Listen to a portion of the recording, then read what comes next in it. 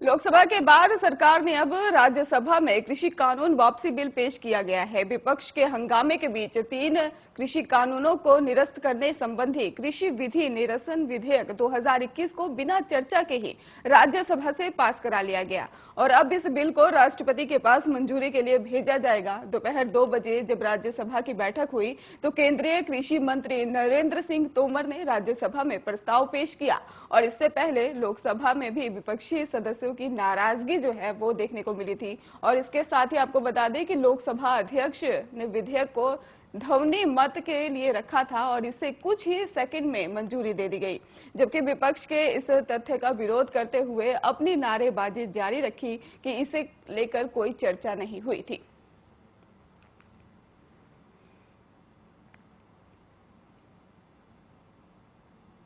संसद के मौजूदा शीतकालीन सत्र से विपक्षी दलों के 12 सांसदों को निलंबित कर दिया गया है और जिन सदस्यों को निलंबित किया गया है उनमें मार्क्सवादी और कम्युनिस्ट पार्टी के इलामाराम करीम और कांग्रेस की फूलो देवी और नेता छाया वर्मा और भी कई इसमें लोग शामिल हैं। आपको बता दें कि प्रताप सिंह और तृणमूल कांग्रेस की डोला सेन और शांता क्षेत्रीय शिवसेना की प्रियंका चतुर्वेदी और अनिल देसाई और भारतीय कम्युनिस्ट पार्टी की विनय विश्वम शामिल है। इन सांसदों को पिछले मानसून सत्र के दौरान हुए हंगामे के चलते निलंबित किया गया है। उप सभापति हरिवंश की अनुमति से संसदीय कार्य मंत्री प्रहलाद जोशी ने इस सिलसिले में एक प्रस्ताव रखा जिसे विपक्षी दलों के हंगामे के बीच सदन ने मंजूरी दे दी। राज्यसभा से निलंबित किए जाने पर शिवसेना की सांसद प्रियंका चतुर्वेदी ने कहा कि हमारा पक्ष जाने बिना कार्रवाई की गई। राज्यसभा से 12 सांसदों को सस्पेंड करने पर बीजेपी के सांसद सुशील मोदी ने कहा कि पिछले सत्र के अंतिम दिन जिस तरह से विपक्षों ने हंगामा किया, मैंने अपने संसदीय जीवन में इस प्रकार की अराजकता नहीं देखी।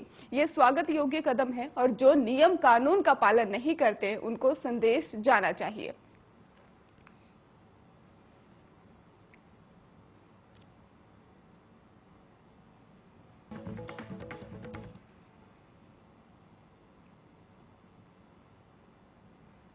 तीन कृषि कानूनों की वापसी वाले बिल को लोकसभा और राज्यसभा की मंजूरी मिल गई है। इसके बाद कांग्रेस नेता राहुल गांधी ने प्रेस कॉन्फ्रेंस कर मोदी सरकार पर निशाना साधा। उन्होंने कहा कि जिस प्रकार से इन कानूनों को रद्द किया है, किसी बातचीत के वो दिखाता है कि सरकार चर्चा से डरती है और साथ ही उन्होंने ट्वीट कर कहा कि चर्चा नहीं होने दी एमएसपी पर और शहीद अन्नदाता के लिए न्याय पर। लखीमपुर मामले में केंद्रीय मंत्री बर्खास्तगी पर भी उन्होंने कहा कि जो छीने संसद से चर्चा का अधिकार, फेल है, डरपोक है वो सरकार। राहुल गांधी ने कहा 3 काले कानूनों का वापस लेना ही पड़ेगा, ये हमने पहले ही कहा था। हमें पता था कि 3-4 बड़े पूंजीपतियों की शक्ति जो है वो हिंदुस्तान के किसानों के सामने खड़ी नहीं हो सकती और वही हुआ, काले कानूनों को रद्द करना ही पड़ा। ये किसानों की सफलता है, देश की सफलता है। और उन्होंने ये भी कहा कि बीजेपी पर निशाना साधते उन्होंने साफ तौर पर कहा कि सरकार ने इस विधेयक में ही कहा कि किसानों का एक समूह प्रदर्शन कर रहा है